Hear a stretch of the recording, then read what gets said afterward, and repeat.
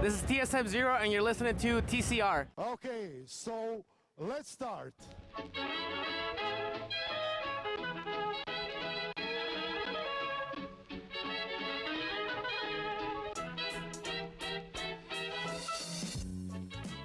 Hello. Hello and welcome, everyone. Welcome back to another edition of The Center Ring, a.k.a. TCR, a.k.a. your favorite esports podcast. Episode 169. Nice.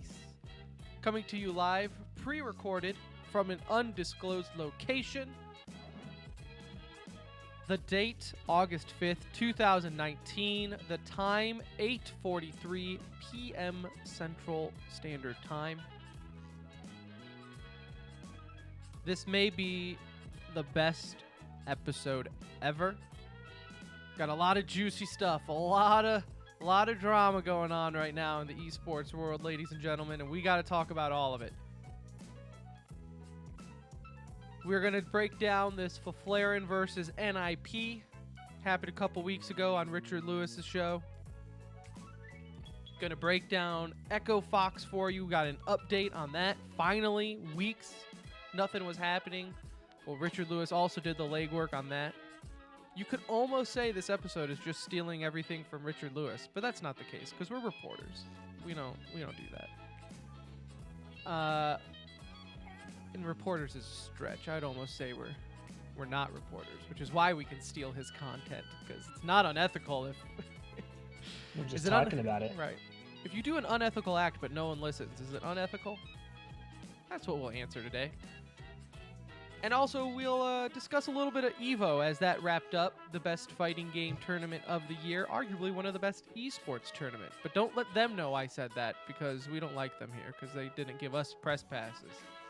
But I digress. And of course, we'll end the show with e-news, as always. My name is Tim. Hello. I will be your captain for this journey into esports. Alongside me, as always, it's my best friend, my best bud, my brown bud. It's Anuj. Hello, Anuj. What's up, dude? How you doing? I'm doing well. I see that you moved your little center ring light conveniently over your right shoulder. I did. I just saw where you cropped it out, so I had to pop it back into view there. It looks good. Looks very professional. Doesn't it? I can get it to do full RGB. No, it wouldn't be esports without RGB. I thought of a funny RGB joke the other day. Friend of the show, Root Bear. He's a head honcho of the Toronto fan club and the New York XL fan club, but let's not get into how you can be a leader of two fan clubs at once. I'll argue with that later. But he's colorblind. And I don't know the punchline yet, but there's a really funny RGB joke somewhere involved with his colorblindness, and I'll get back to you on that. But I thought it was really funny in my head earlier when I thought a colorblind person with RGB is just hilarious. There's something there. I see where we're going with this. There's something there, and I don't quite know just yet, but there is a joke somewhere in there. Also, if you're watching on Twitch, because you can always do that, we stream all of our episodes on Twitch, twitch.tv/thecenterring. Or Mixer, if you are listening, we'll take that. We'll move over to Mixer. We'll switch. For like or cheap date.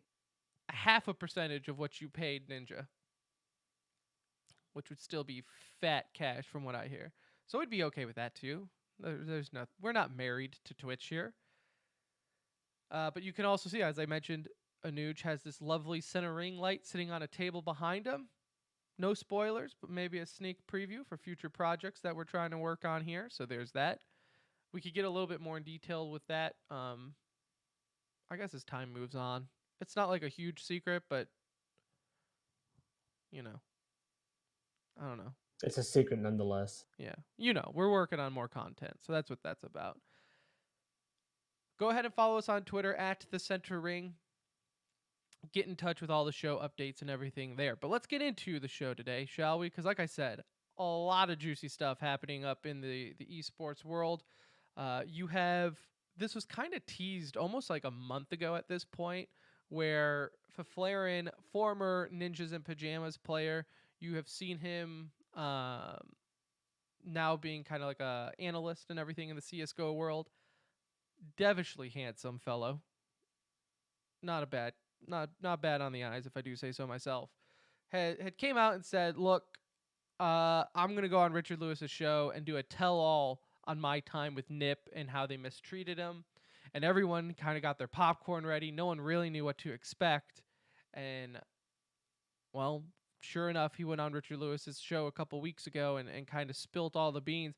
And to this day, like, this has just kind of kicked, started the fire, which is why we waited a couple weeks to talk about it, because we knew that this was not something that you just mention and then it goes away. Like, this is a story that's going to keep coming back. You have ninjas who are in damage control.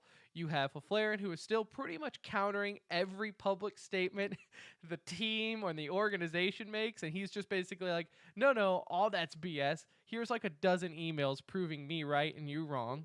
Here's screenshots of the deleted DM you just tried to. Screenshots, everything, and that's weird that I have a different screenshot as you edited out half the conversation that we had, and it's really juicy. And for it to happen to an organization as big as NIP, like in the Counter Strike world, especially, like that's a legendary org.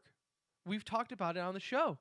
And I kind of feel almost a little betrayed from it, right? We were talking ahead of time. Like, denial not paying their players is one thing.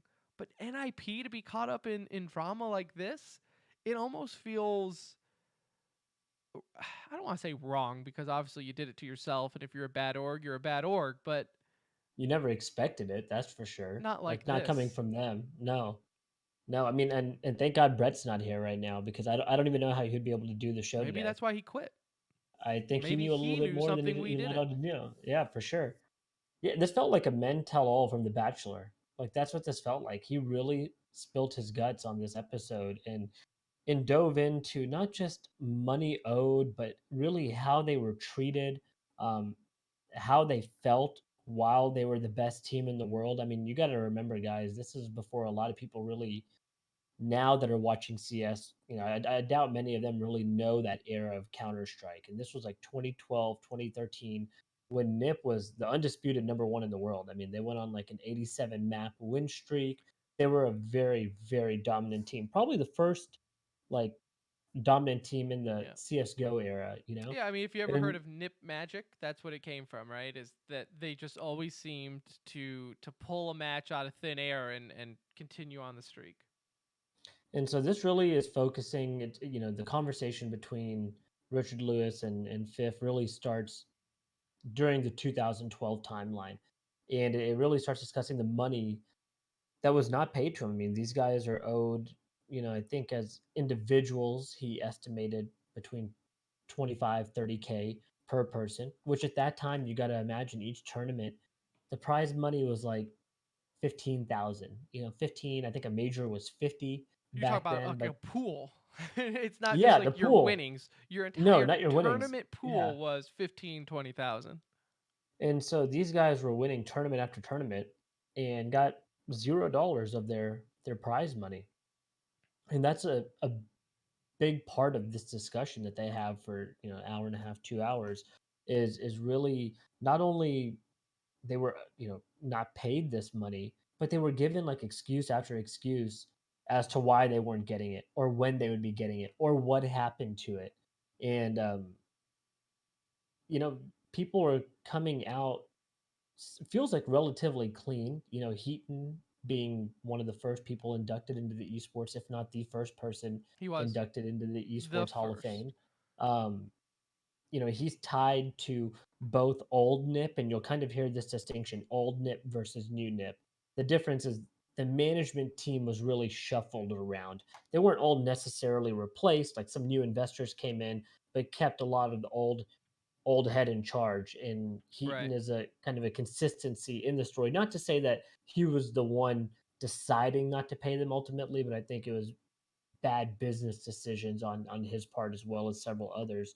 Kind of a Um, theme of the episode, really. yeah, yeah. This now, as Anu said, this is a 2 hour long video that they did with on Richard Lewis's YouTube channel. So obviously, if you want to check out the whole thing, just Google Richard Lewis YouTube and you'll find it there. because it is fascinating to watch the whole thing. Now it's 2 hours. Some of it's repeated, so we'll kind of help break things down here and get you the idea. I will say my one takeaway, if we can get into that now, assuming that people have already heard the story of this, is it's almost depressing how, like, during the video, Fifflaren was wearing an NIP T-shirt, and I don't know if he did it to be ironic or funny, or if it's because, like, the whole time he kept saying, like, we wanted it to succeed.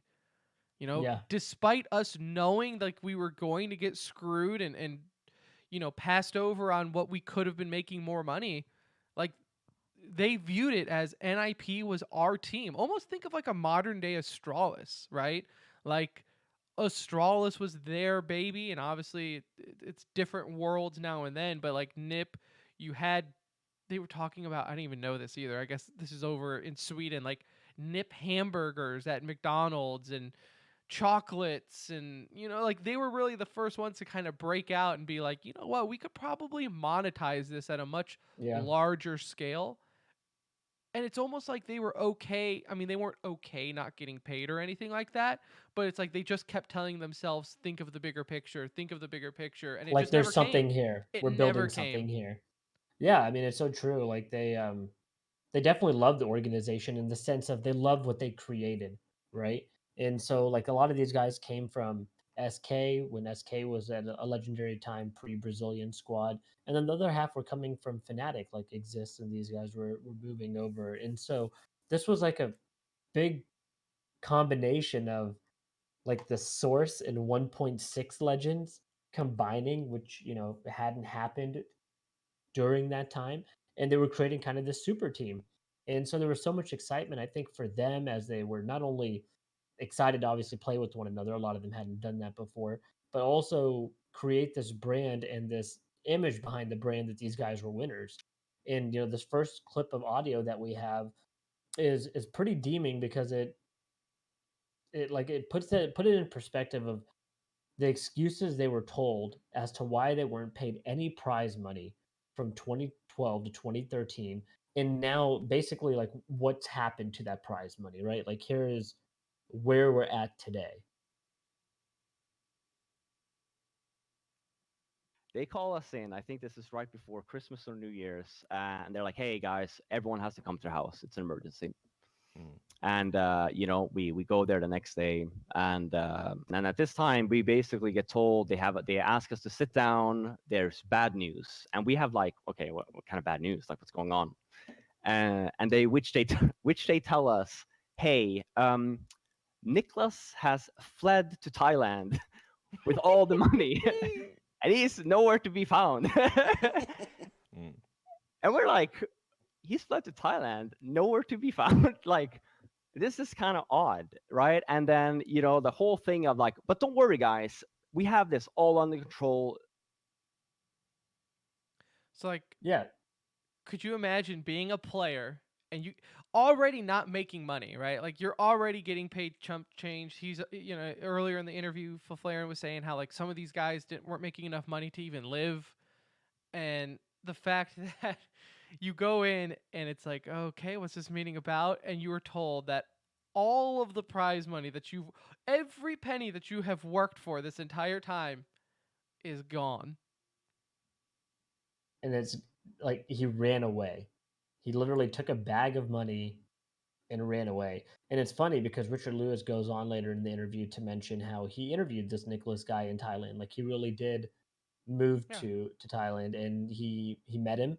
The guy said that he did not take any of the money. He goes, there was no money to take. He said Nip made incredibly bad investments, and he said he was having a mental breakdown. So he was advised by his doctor to step away. You got to get away from this. Like it's not good for your health. So he said he just made the decision to leave the org and go do his own thing and live his own life. But he was like, there was no money to take ultimately. He goes, And there this was nothing there. and at this time, NIP is such a sleazebag org that they're going to use this guy's quitting and thought, thank God we have an out right now. Yeah. We have No, and an out. We will pin him as the bad guy, and he stole the money. That's where the money went. He stole it.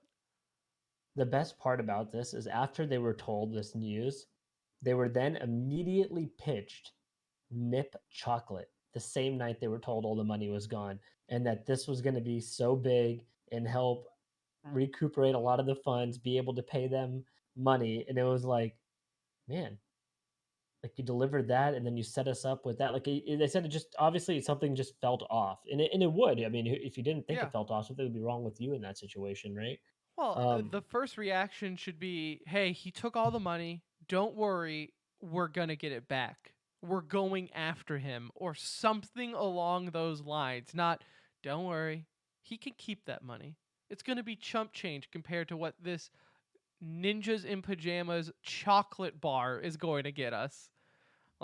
Like, all right, sure, whatever you say, boss. and a lot of this even killed a lot of reputations internally because of all the money fiasco that Of was going course. on. PETA was a former player. I think he's part owner also, if I'm not mistaken. Anyways, he's very closely tied to NIP. There was like a charity that was going on called the Go for Balkan charity, and it was a charity for a Bosnian community in Bosnia that was affected by flooded areas. They were going to like rebuild houses. Well, it turns out like they all shared one large PayPal account in the organization. So like and it was actually Anders' PayPal account who created it for nip.tv. Like he was their original um, TV like content creator guy. It was like Right, Anders. Anders right. was like a big part of it.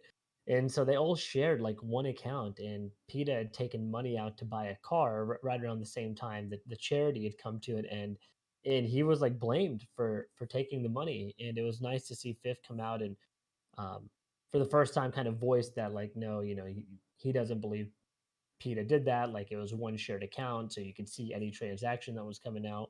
But it, again, like Which I from the guess that was their logic, right? Hey, yeah, let's have one account. It's easier to keep track. Everyone keeps everyone accountable because we all see what's going in and we all see what's going out.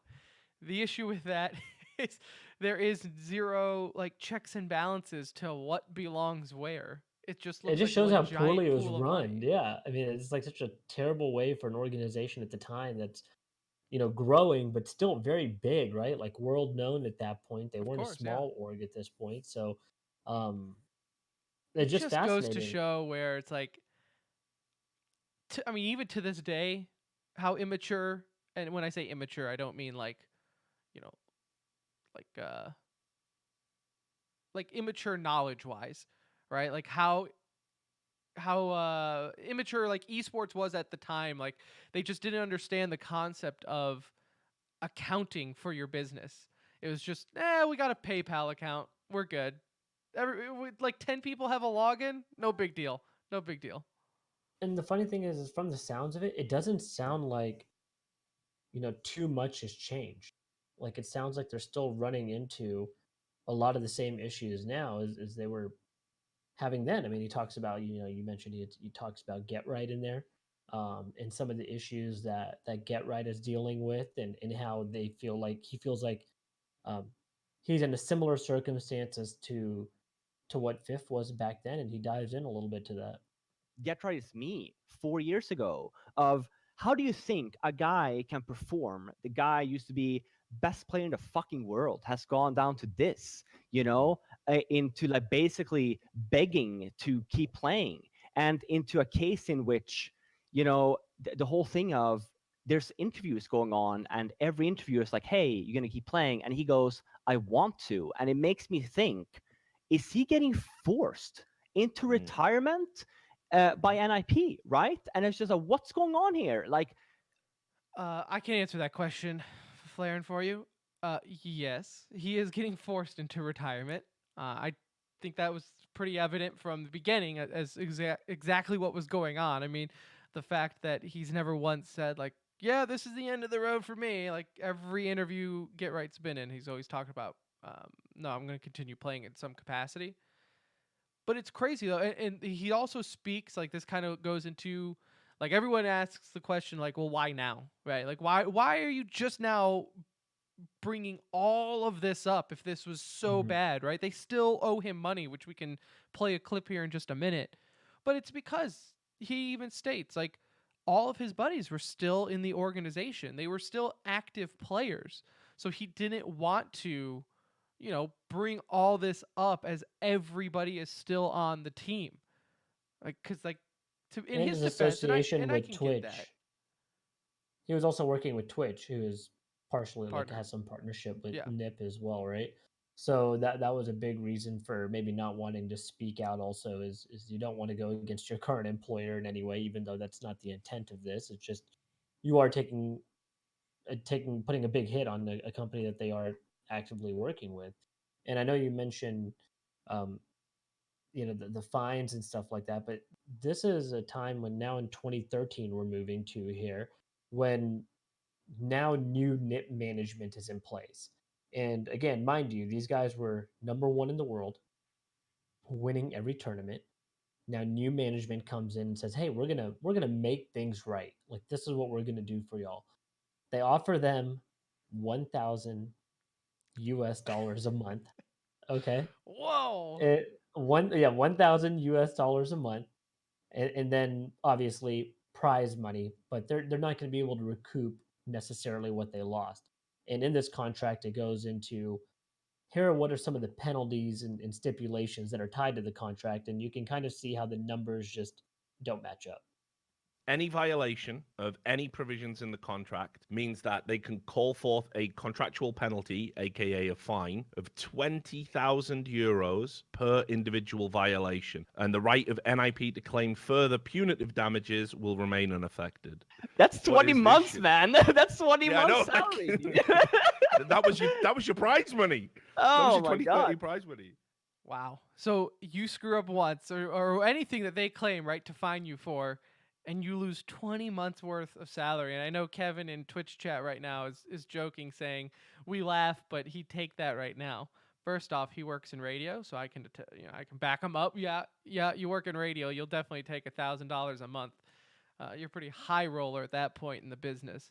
However, we're talking about NIP, the number one Counter-Strike team, the most recognized Counter-Strike team in the world, is getting paid $1,000 a month. They were getting paid towards the bottom of teams, and yet they were the number one team in the world. And I think that's the takeaway. Yeah, I'm sure there are some, I guess tier 3 Mountain Dew League teams or whatever. I don't even know if they make salary. Some of them probably do. That get, $1,000 a month plus whatever housing or whatever. But the fact that like at the time, almost a slap in the face too, when it's like, what do you mean you're going to give me $1,000 a month? You already owe me money. Like Yeah. you owe me. Like I want to play this clip here of Fifflaren talking about how much they owe him. And this kind of goes up to today, right? Like Yeah. he's talking about like back then and then to now how much they still owe him. And that is somewhere here on the list. Here it goes. Considering everything was not taxed, anything, and which comes back, by the way, I know the amount in which I have to pay taxes for, right? It was 69.5K, which was basically not taxed from what I made, from the 218,000 that I talked about. From there, that was the 69K that I had to tax for. And then including there, again, we got no fucking prize money from 2013. The only prize money I got was DreamHack Winter 2013 because it was so late into it. We had time to message DreamHack and say, please cancel the payment into NIP and please pay us directly.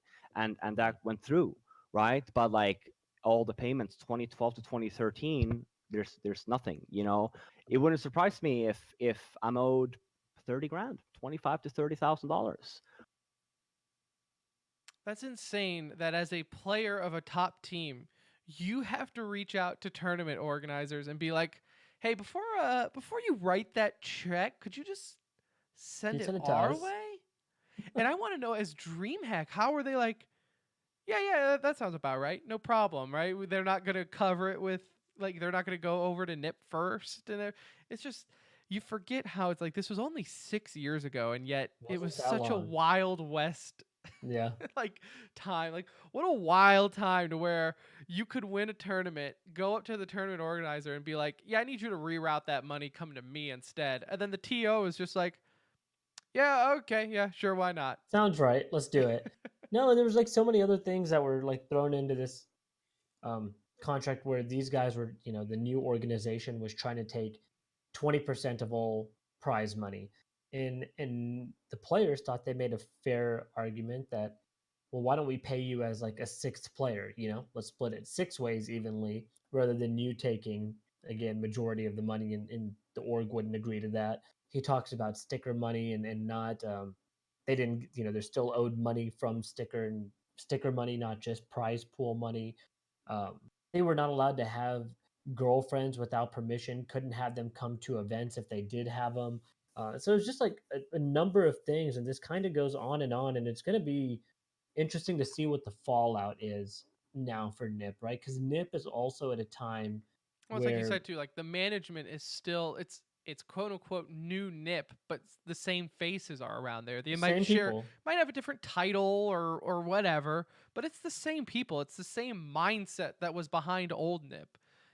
So Well, you brand yourself as a Swedish org, and you're burning bridges in the scene, right? yeah. And so that's not going to help them. And Nip is in a transitional state right now where they are not the best team in the world anymore, right? And they're now about to start losing some of their iconic names. They've already lost a couple. They're about to lose, at Have least also like one more. Freiburg came out and said, "No, this is exactly 100% true." Yeah. Like And Freiburg came out so and tweeted like this was my same exact experience when I left Nip. this is great news for Fnatic. I mean, shoot, if I'm a top tier Swedish player and one of the orgs, both orgs are calling, I'll tell you which way I'm leaning Dude, right now and based I on what I loved know. it. It was such good contrast when all this was breaking down.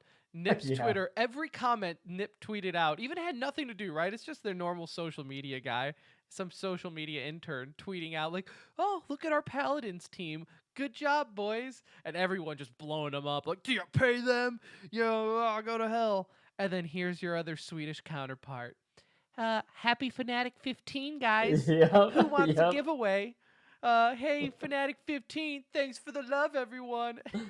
It's just, and like JW's tweeting out saying like Fnatic's always been everything but the best to me with my intention. Yeah. It's just like, oh boy, Fnatic is just licking their chops as They their are. other Swedish rival is just going down in flames.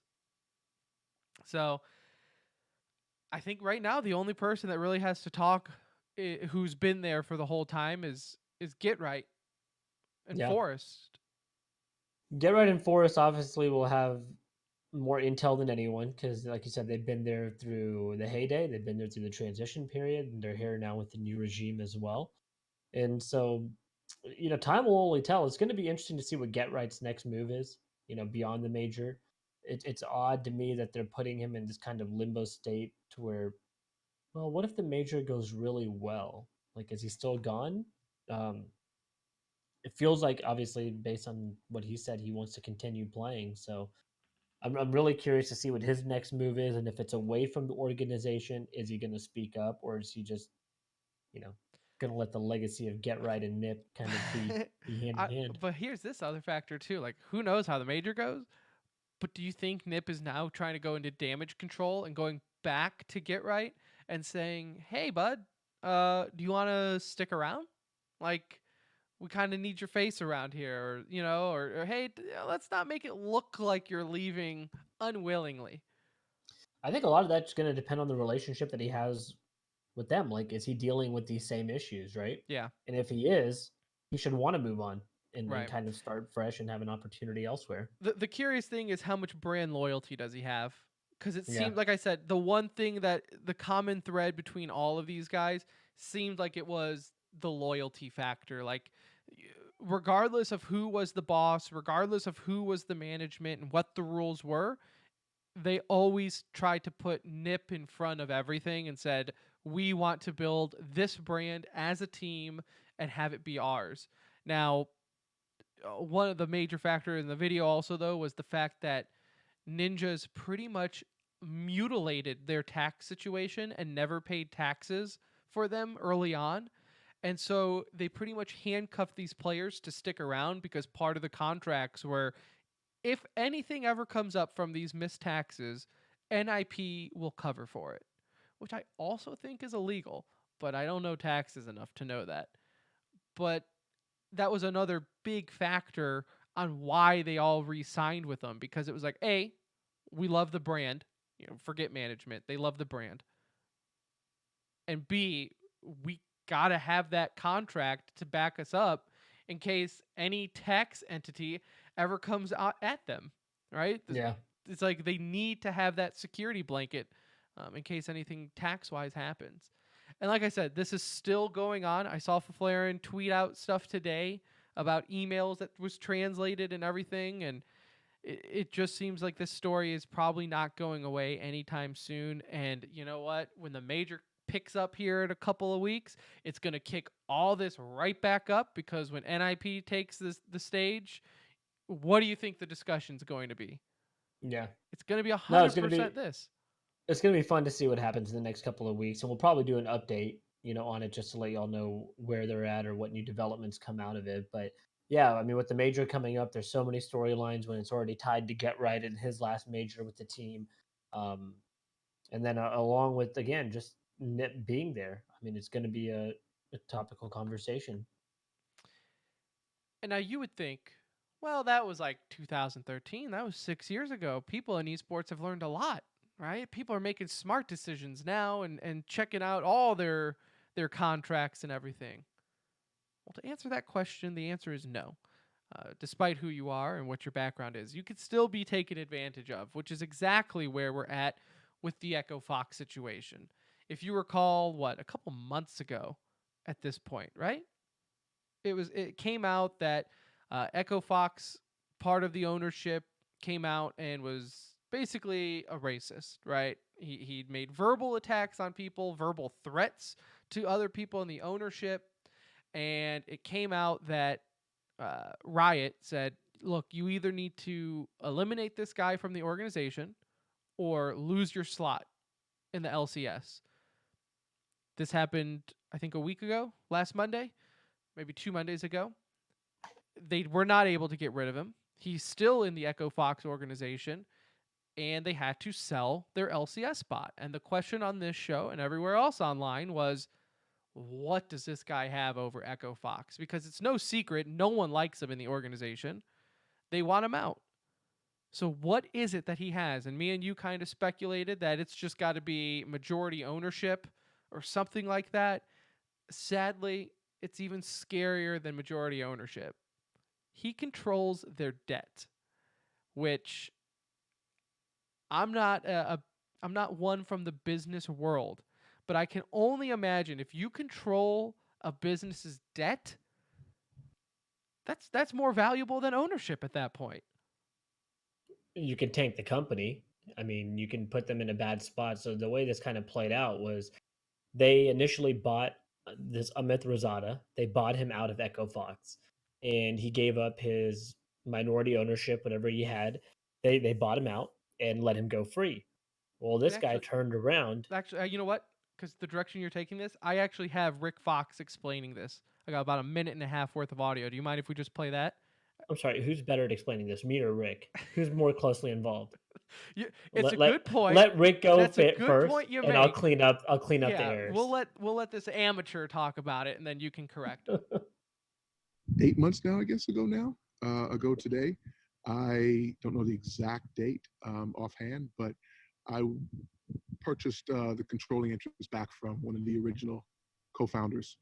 And it was at that point that I did that because of a protective desire to not only protect the brand, but to protect the rest of the limited partners. Mm. And that person is the same individual that you mentioned that has had trouble with his mouth and has made comments that I think are disgusting, and we all feel the same way about that. In that, though, at the moment that January rolled around, and we were in the process of delivering our end of the contract payment to Mr. Rosado, our first payment was made, and immediately we expected the debt to be pushed out till the end of 2019. Mm-hmm. What we discovered that he did was, knowing that this debt was on the books to the company, he went behind and acquired the debt. And instead of pushing it out, immediately put a gun to the company's head and threatened to call the debt, hence sending the company into a tailspin. So what this sleaze bag of a person did, to kind of explain in the way I understand it, is Rick Fox bought him out, saying, "All right, you're part owner. I'm going to buy you out, so now I'm full owner." This guy then went around his contract, which, from what I understand, is that they're trying to press legal charges and figuring all that out in the meantime. But he went around the contract, bought not back into Echo Fox, but bought the debt that Echo Fox owed, which I don't want to give everyone tired head and bore you to tears, but you can do that. You can just buy people's debt and then up the debt more, something like that. Change the interest, change the terms of how long it takes to Right. pay him back, Yeah, I whatever, mean, you know? you are now the bank in that sense. And so then he turned around, bought the debt, and said, "All right, Echo Fox, now I want all my money back." Where originally they were like, "Whoa, I thought we had like a year to get this to you." He's like, "No, I want it back all right now."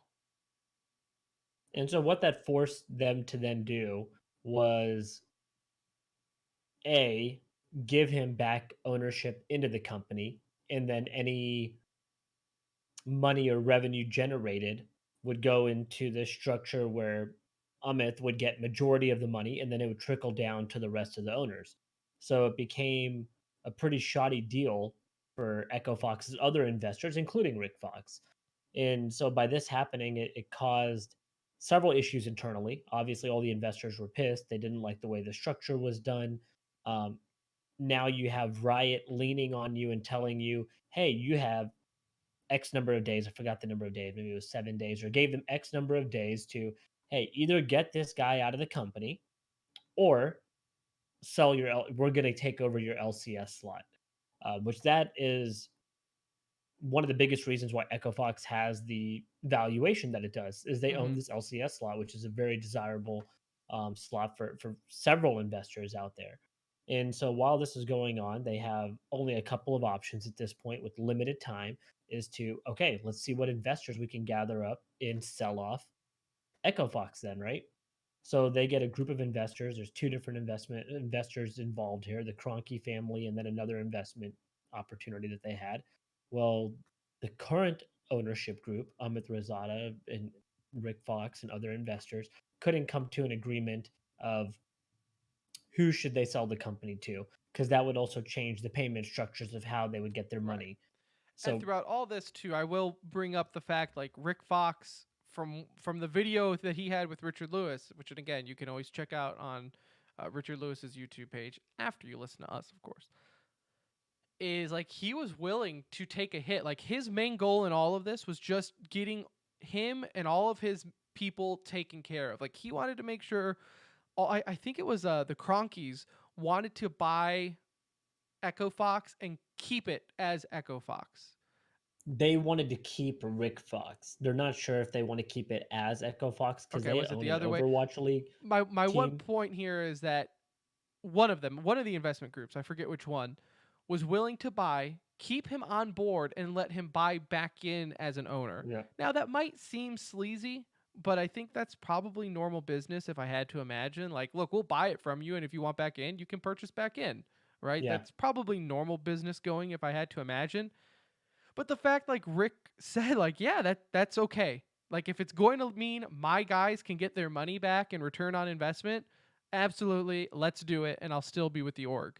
Because let's face it, Echo Fox without Rick Fox, I mean, you think taking away their LCS hurts their value? Try taking away the one guy that they're named after. Yeah. You're Like taking that out the doesn't Fox. look good at all. Like if you're losing Rick Fox, who is well liked in the community, one of the first people outside of esports in modern day to really respect it and give the time of day that it deserves, and showing the normal world what esports is like, you want to kick him out and keep, albeit like this scumbag? And I Yeah. get it. You can't get rid of the scumbag. I get that point. But I'm just saying, like, the dude's also got to realize like the value of just having Rick Fox there.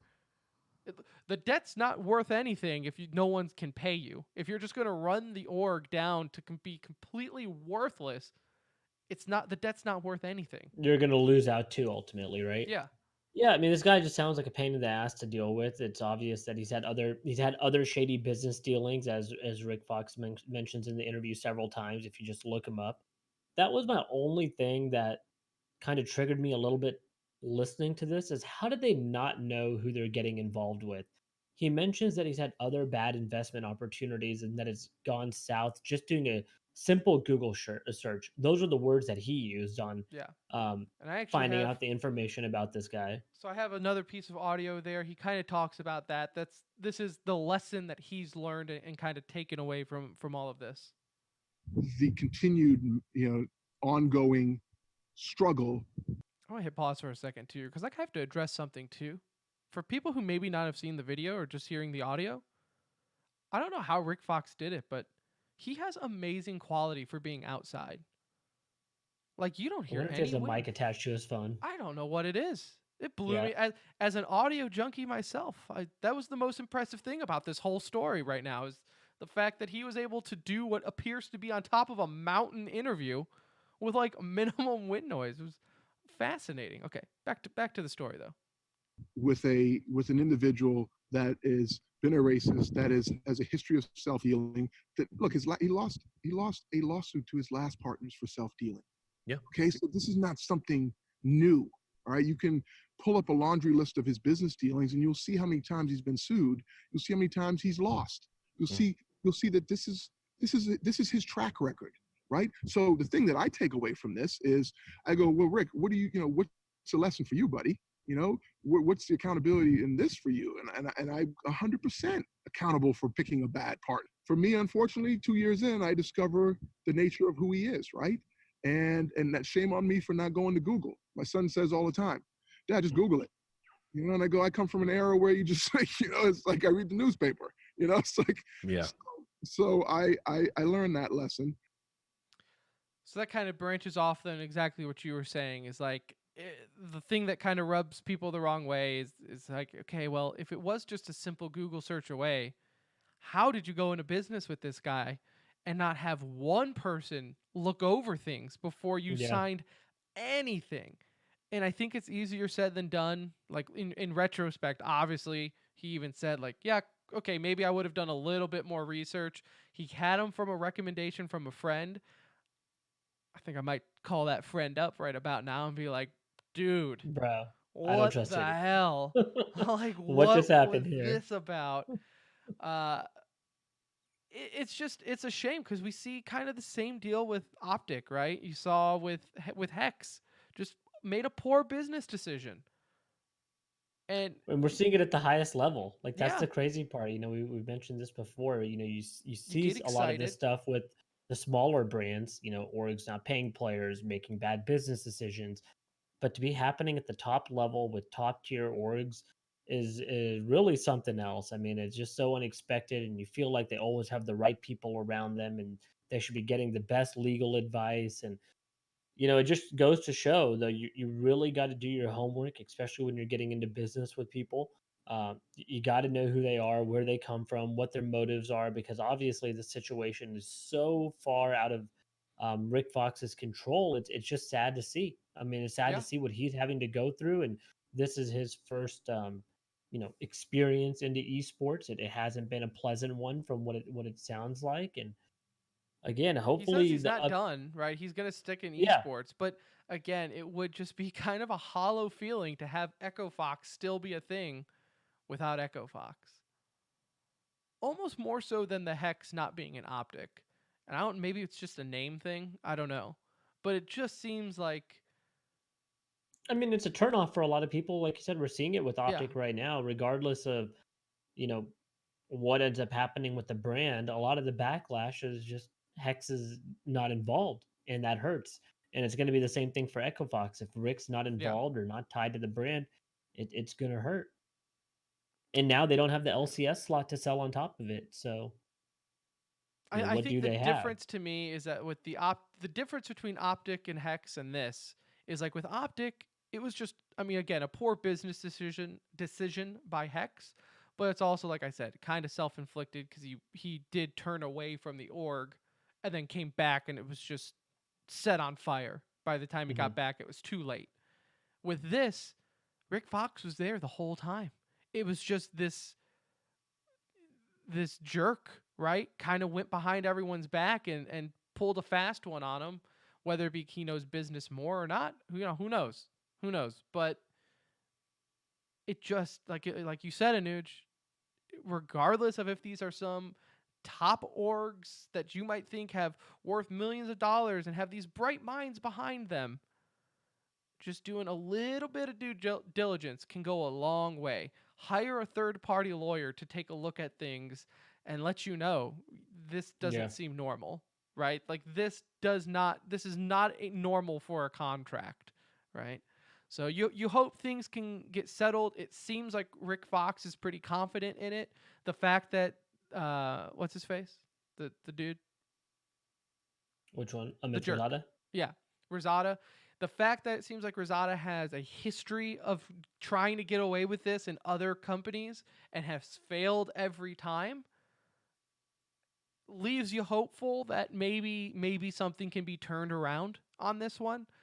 But again, just like the Nip story, this will not be the last time you hear about this. We've been talking about this now for months, right? Yeah. And this big break kind of seems like it's just going to kind of kickstart a lot of things now that are happening. So, and right now, I think Echo Fox really only has FGC and Call of Duty at this point.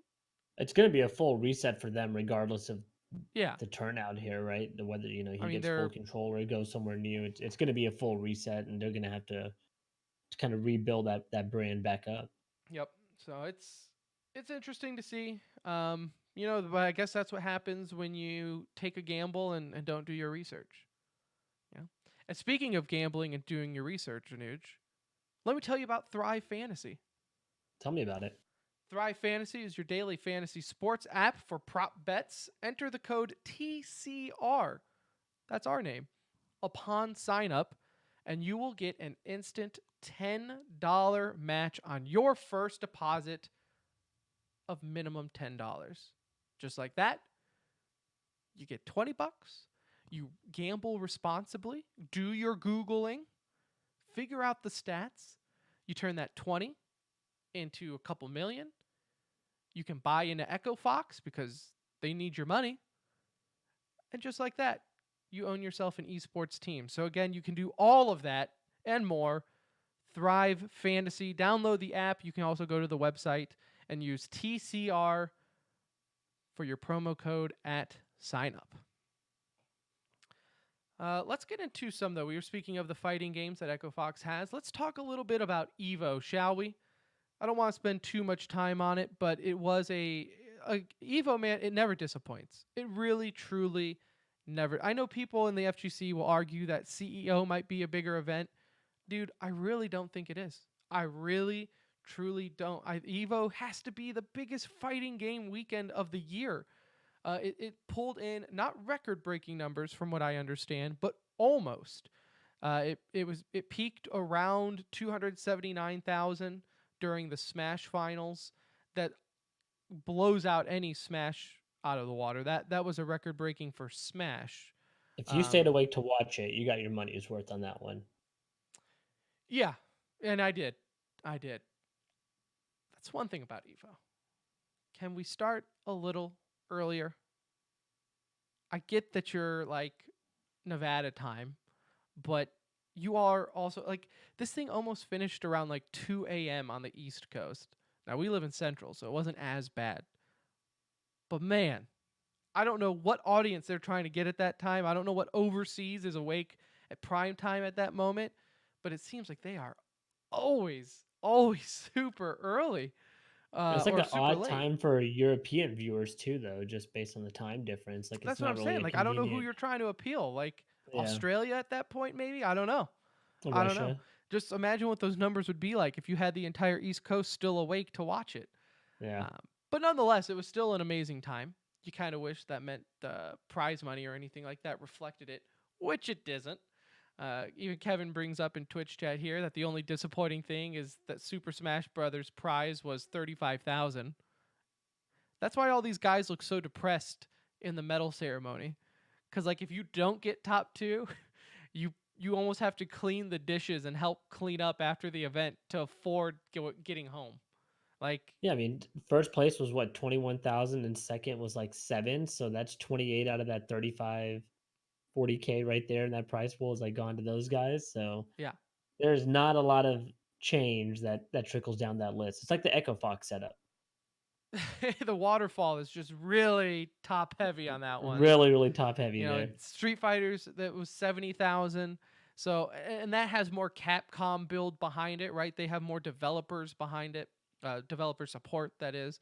It's been a complaint on this show and every other show under the sun is that Nintendo does not give a flying flip about their pro scene at all. You thought this was going to change when Nintendo created Nintendo Esports and they started hosting tournaments until you realized, oh, you're doing like items and garbage. Like you're doing your Super Smash Brother rules, which no Not one the community cares rules. about. I So mean, even Capcom threw 50K behind Street Fighter that's what I'm 5. saying. And so that You made the know? prize pool there 70,000. Yeah. I mean, even if Nintendo did that, right? Even if Nintendo just readjusted and did 50,000, I think it would blow a lot of people out of the water. And you know what? You want to say that it's going to change because you had 200, you almost had 300,000 people watching your game.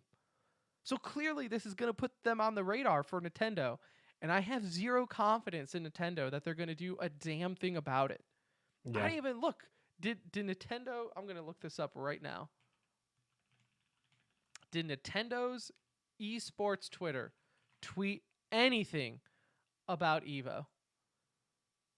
Nintendo versus. Let's see. What's the over and under? Oh, man, I would have lied then. They did say congratulations. Touche, Nintendo. You proved me wrong for once. They did tweet about Evo. That's kind of shocking, actually. The fact that an official Nintendo account even tweeted out Evo. Almost makes you more upset that they are acknowledging it, though, and still not supporting it. Still don't care. What would have been better had they just never said anything and just let it go At away? least you knew they didn't care. Yeah, Now this it's is like, oh, well, you they see me recognize us cleaning there. the house, and you're still not going to offer, huh? Okay, all right. But it was a good event overall, though. Besides that, in Smash, you did have MK Leo defeat TSM Tweak in the finals. What a nutty finals, as Anuj said. Crazy. If you stayed up, the money was well spent because unbelievable. So first off, Tweak, if you don't know what he looks like, just imagine what you think someone named Tweak would look like, and it's exactly what you're imagining. He was up 2-0 in the winner's bracket, mind you. He was on the winner's side. Leo lost pretty early on, so he fought through losers. But Tweak, all he had to do was win 3. He was up 2-0. 2-0 against arguably the best player in Smash right now. For Ultimate, that is, I should clarify. And was up 3-1 in stock. Yeah, Melee was in not the final in the game. event, so yeah, right. He was 1 stock away from winning. Yeah. And then MK Leo straight up turned up. I don't know what he did. I don't know if he. I have no idea. They just dominated from there on out. Didn't drop a set the whole way through. Tweak had to. He reset the bracket and thing. then dominated him on the reset. I mean, it wasn't even close. And I'm sure Tweak was pretty defeated at that point. But I think Joker, Leo put on a show, man. After Leo had the reverse sweep on the first set, I think at that point Tweak was done. Yeah. I mean, it's easy to say that now, but even watching it, it's just like, yeah, bro. He knew he blew his opportunity. When you didn't get that last, I mean, he wasn't even a high percentage when he had 3 stock left. I mean, you had to get 1 kill with 3 lives, and he just couldn't find a way to edge guard or anything. I mean, it was a tough situation to watch because you could feel the choke coming, and then for Yeah, it to actually happen, it was like, "Oh you my really did. gosh." You Like, you could really feel did. it. You knew it. You knew it. Yep. And now everyone's saying that Joker needs to be nerfed, which was the character that MKLeo was using. You know, I Tweak should have won. yeah, that's what I'm saying. Like there was no nerf about this. He was 1 stock away from winning. He was up 2-0. Yeah. Like that's not the character.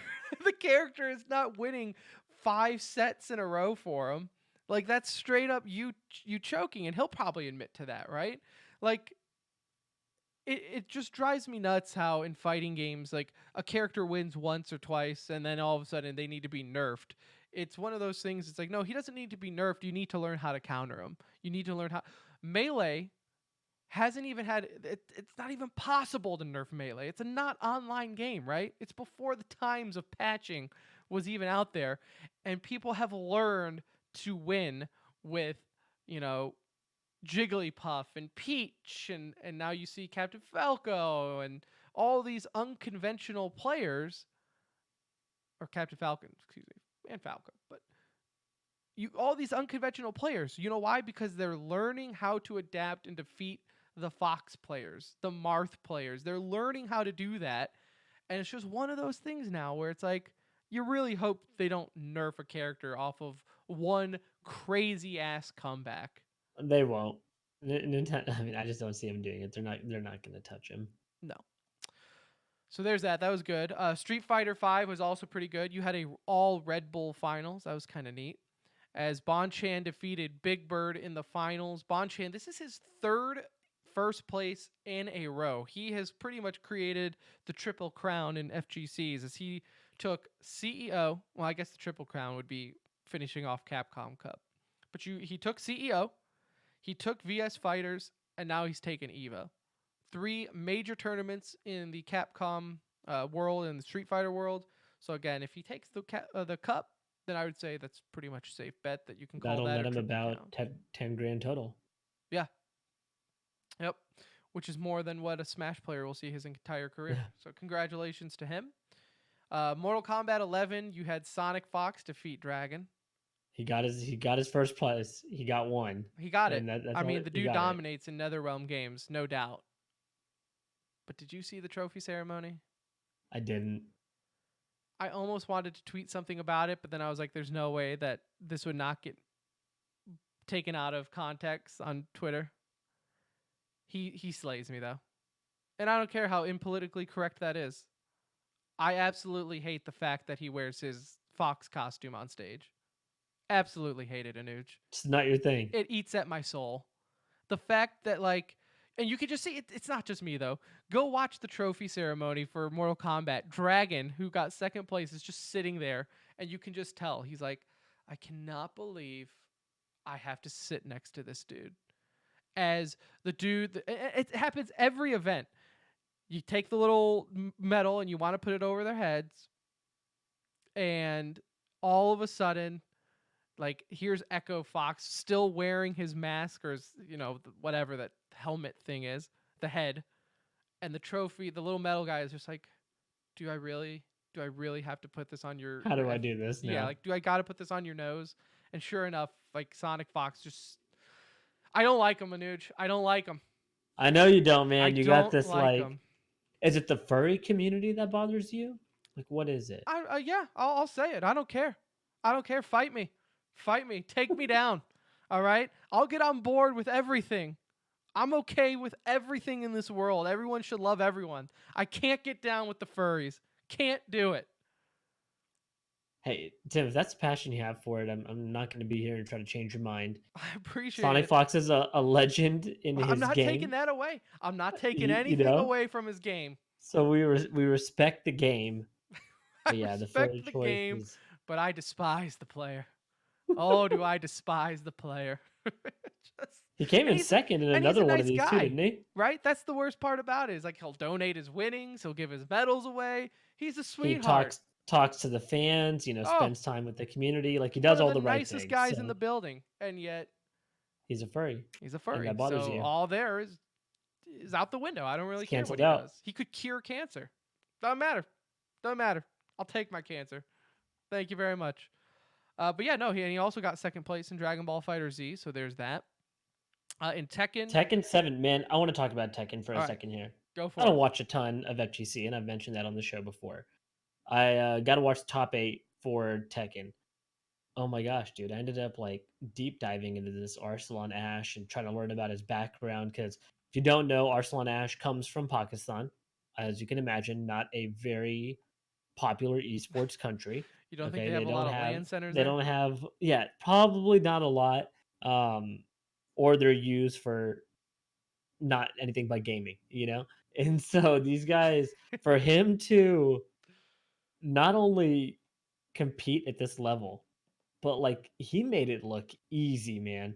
I don't know if you got to watch some of his matches. Oh yeah, He truly dominated. He played Nee in the finals. He played Anakin in the semis. Anakin was the big draw from the US and really made them look foolish. It was so dominant.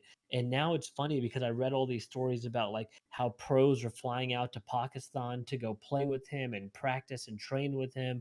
But this guy was really the most dominating performance I think I saw out of any of the events at Evo this weekend. He made it look easy, and I mean that game seems like such a technically challenging game with the it really is. sidestepping and the No, it blocking is. the way it is. Like it's just really it was amazing to see. So proud for him, and it's cool that he represented a country that again that really has no place in esports right now, and he stood amongst the best. Yeah, so that's always cool to see. That's kind of happens right with the FGC. It's easier to stand out, obviously being only a solo player or anything like that. But Yeah. it is cool to see players stand out a little bit more than in other scenes or anything like that. So overall, though, man, Evo was still an amazingly fun event to watch. I love it every year more and more. I wish we could have gone, but maybe next year will be different. Maybe next year, but we'll just have to wait and see, Anuj. We'll just have to see what happens there. Don't hold your breath. Definitely not. Definitely don't. From what I understand, anyways. But you know what will be here? And that's E-News. Because E-News is always here at the end of every episode of The Center Ring, where we get through our stories that we just didn't have time to get to. A little light week compared to last week. Gob B retiring from Big, and from all intents and purposes done with CSGO as far as being a competitive player. Smooya back in the active lineup. It's pretty big, man. He is maybe not your marquee player, but definitely has been around the block. One of the best tacticians to ever come out of Counter-Strike, CS:GO, and 1.6. Biggest accomplishment for him recently was the 2018, was it Cologne? Down somewhere over here. But he had taken Big through a huge. It was Cologne because they were in Germany, his hometown, home country. Had a big run with them in CS:GO, and that was one of the bigger accomplishments for Big and in himself, but truly one of the best tacticians in the game. Hopefully, he stays involved in maybe a coaching capacity and does something similar to what we've seen with Zonic, the route that he's taken. But definitely a loss for the game to lose somebody that was that valuable and put in that much time to making other players better, because he was not the flashy player. He was not going to be the top fragger, but he put his teammates and focused on his teammates being in the right position. So definitely going to be missed from a tactical and IGL standpoint. A crazy, crazy weekend in Overwatch League as we saw two giant upsets as the Vancouver Titans, yes, the Vancouver Titans were 4-0'd by Washington Justice. The 4-19 Justice beat the 22-2 Titans. And it's like, sometimes you see like a sweep and you're like, okay, well, how bad could it be, right? Like maybe close matches. Every game was really close. No, not Yeah. this one. It was completely blown out of the water. And you know what's my favorite part about all this is maybe Titans is sandbagging because they're in the playoffs, no doubt. So maybe they're just taking it easy and not showing their stuff, because now that we're 2 weeks into 2-2-2, that was the big question mark, is where are the Titans gonna lay. Last week they made everyone look like a fool for doubting them, but now this week it kind of justified everyone's thoughts. So you gotta wait to see where they're gonna land. But boy, if this was any indication of their actual 2-2-2 play, not looking good for Vancouver. Better ramp it up before the playoffs. Yes. Another surprising upset was NYXL lost 4-0 to the Hunters. Believe it or not, this is the first time the NYXL has ever been 4-0'd. They were the last remaining team that needed to be 4-0'd. Funny enough, because Titans lost the game before them. So Titans were nice enough to let NYXL have that Be the last team to at for least have it. about an hour and a half before they got 4-0'd themselves. But crazy weekend for Overwatch League. 2-2-2, shaping up okay. Like I said, it's only been 2 weeks. To me, some of the surprising things for 2-2-2 is, we always talked about these teams like, oh, they're going to get DPS players back. You got to watch out for this team. You got to watch out. And then you forget that, oh, wait, their tanks kind of suck now as well. Or not suck, but struggle, right? Yeah. So even though 2-2-2s can have a huge impact, without the tanks being able to have a third tank or healer, I think teams are having to adjust a little bit more than what people I'm liking the anticipated. pace, though, that it's going in. Like, Oh, I of am course, I finding love it it. already easier to watch, right? Like, Yeah. I like how there's constantly a Widow on the field. You're obviously seeing like Zenyatta and some of these other characters used commonly that kind of open up the playing field. It's not all right on top of each other. And I'm enjoying that piece of it, right? I'm kind of waiting for it to come into like quick play and all that, so I can mess around Yeah, with it and I don't know, myself, to be but- honest, when that patch comes up. I just kind of play them as they come. I don't really keep up when the patch hits public or anything like that, but I think Yeah. soon, maybe next week or something like that. Hopefully. I think soon. But that'll be exciting. Also, one other note in Overwatch is, so on Wednesdays, I'm in like a league, right? We've talked about it on the show before. It's like a little men's beer league, whatever, if you want to look at it that way. And so on Wednesdays, our matches are always at 7:30 Central Time. So I'm going to stream those on our Twitch. So at the Center Ring on Twitch, I'm going to stream my matches there. I did not stream last week's, even though we won. Not a big deal. We swept 4-0, dominated. It wasn't even like we played. But this week we are playing the team that we scrimmed 2 weeks ago that I did stream, and it was horrendously bad. So we're looking for a comeback on this one. It'll be easy. It'll be easy peasy. So that's Wednesday, though. So just letting you know, if you're interested, you can tune in and watch. In Dota, Air China now offers VODs in flight. So like for in-flight entertainment, you can watch Dota 2 VODs. If you're Pretty flying Air crazy, China. man. That's pretty cool. That's actually awesome. It is. I would love to see some I was CSGO gonna say, VODs while I'd I'm probably traveling. watch it too, especially with the Dota match. They can last like an hour and a half. Yeah, That's that kills some time easy, quick. Easy flight viewing. You did have the Call of Duty multiplayer gameplay happening this week, as a bunch of streamers and people in the scene played. Did you get to watch any?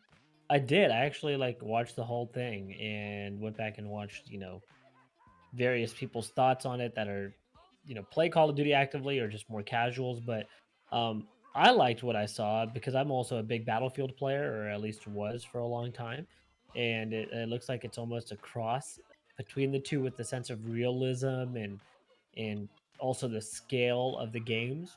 I also like that all the maps that I saw were not your traditional 3-lane maps that we're kind of used to seeing in Call of Duty. Right. It's a little bit more tactical and not just as much like run down the alley and try and get control over a point as quickly as possible.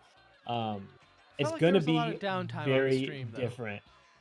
No, there wasn't. Not on the stream, but you can go back and kind of watch the individual streamers cast it. and they kind of talk about the game as they're playing Okay. and See, I was watching on kind of mute at involved. work, so maybe that was my issue. Is that Yeah, while they so, were like, talking about the game, I was trying to watch them, and it just you wasn't can working. watch like Shroud stream or Doc stream or these Okay. guys that are playing and That's kind what I of did wrong. hear their thoughts as they go. It's gonna be a very different Call of Duty. It's not gonna be the Call of Duty that we have been used to seeing, whether it's boots on the ground or not. This is a boots on the ground game, but I'm just saying in general, it's not that futuristic kind of It's feel all to the game. realistic stuff, right? It's It's very, no very realistic. jetpacks and laser No hit scan, guns and so you have bullet drop off. You have much more intense recoil. Like, it looks like a game that's much more suited for PC than it is console, personally. excellent. Yeah. Excellent. You hear that, Hazmat Pete in chat? I see you. I see you. Okay, well, I'm excited for it. I always tell myself I'm not gonna buy this year's Call of Duty, and I always end up buying this year's Call of Duty. Like, So I will this time for sure. I mean, I bought it the last couple times with you now. This I one, know. not only And we always having say the don't let each other buy it, and then we always end up buying it. I, anyways. like I said, the fact that it has like a sense of realism to it, pretty stoked for that. But also, there's going to be there's a 10v10 game mode, there's a 20v20 game mode, and then a 50 versus 50 that they're releasing. So again, a very new experience in Call of Duty. The campaign is back as well. There's a co-op gameplay I'm excited. session there. So definitely a lot in the game, but I'm really stoked to see how this translates to the actual like COD pros Multiplayer and and how everything how there. they play this game. If we go to the World Finals here in a couple of weeks, we'll be able to test it out on PS4. They're going to have it there for people to test out. So if you're going to the LA Finals, we might or might not be there. We'll see. And we can check it out and get back to everyone there. In Battle Royale news, Fortnite releases more details of the seasonal cups that they are going to do. Yeah, so they announced that it's going to be like August 17th is when the series, it's going to be like a series. So a couple different nights a week will host different events. I think one is the singles. One thing they did get rid of is it's not going to be, I don't believe there's duos involved. It's trios. So it's going to be like singles and it's a little different. trios. Begins August 17th. Players will be able to enter the games on Saturdays and Sundays to compete in a prize pool to qualify for the Season 10 championship. So think of it as like qualifying for the World Cup. Each week you'll be able to get in, accumulate points, and kind of move your way up the path to being part of this $1 million tournament that they'll host at the end of the season. Right now, the game is in an interesting state as per Fortnite's, kind of what they've become accustomed to or what they're known for. They added these huge mech warriors in the game right now, which totally destroy everything. Early game, late game, doesn't matter. So what you're it's saying is I caused should huge- probably play it then. You mean you can't yeah. build? You can get in one of those bad boys. You can get in two of them. There's multiple on the map There you and go. really take over. So it'll be fun to see what havoc that causes. But yeah, at least August 17th will be the kickoff of the series, and you can tune in on all the various outlets. And in other Battle Royale news, Cloud9 ended up dropping their PUBG roster today. So that came I pretty didn't know they quick. had one. Quick Yeah. there after the World Cup. It's like, yeah, okay, yeah, we're done with PUBG. Thank you. Thank you for your service. In other news, local news, Dallas Morning News, which is like the Dallas newspaper for those who don't know, announced that it will dive into esports coverage as they create a Dallas Fuel section. So you will have actual Dallas Fuel news on an actual news outlet. Go figure how that can work out. Gee, it's almost like it's possible to do esports in traditional media. So Dallas Morning News is going to give that a shot, see how that works. I'm curious to see how that writing goes. I don't know who they have writing for it as of yet. I know they just announced it today, but I didn't get a chance to look. And FaZe Clan, Tfue update. The old switcheroo. Now FaZe Clan is suing Tfue for breach of contract. A, who could have saw that coming? B, I thought they were homies. And C, it's still just juicy drama. Hey, they're doing exactly what they need to do. I mean, if Tfue is going to turn around, They and should have done that from Yep. day one. They should have They're not have said a claiming that- word and immediately just came out with the with it. Like, I wonder now, though, it's like all that crap that Banks went on and on and on and on about saying, I told you I wasn't going to take this money. I wonder how that holds up in court. Like, is a lawyer going to look at that YouTube thing and be like, well, you just said on this video that you could have and you chose not to. That's your own fault. There is no breach of contract here. Yeah, now they're saying he earned upwards of 20 million while with the org, and according to the contract, and I think the contract is what's going to end up determining this, but according to the contract, he owed them a percentage of that money, and so that's what they're Yep. filing Like I the said, I'm lawsuit just for. curious So. when on video they said that they weren't interested in the money. You know? Yeah, Again, it might be damaging, might not. I guess we'll see. Right. How... I'm not a lawyer by any means, so I don't know how that holds up in court. But Yeah, it will be fun to watch either way for two parties not involved in it at all. So those are will be fun times either way. You know what was also a fun time, Anuj? This episode of The Center Ring. Episode 169 to be in fact. It's done. It's in the Giggity. books. What's that? Giggity. Nice. 169 is in the books.